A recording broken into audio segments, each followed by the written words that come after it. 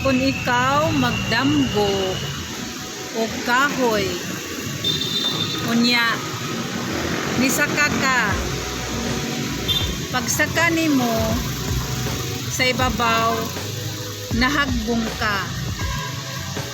Kung ikaw magdamgo nga ning saka sa kahoy nga nahagbong, ang imong mga plano mahugno.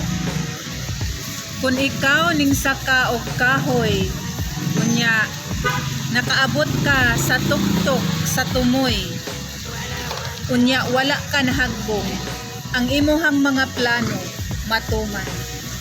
Mao nay hubad ha kung ikaw magdamgo nga nagsaka og kahoy. Shout out ko ni Tita Amy.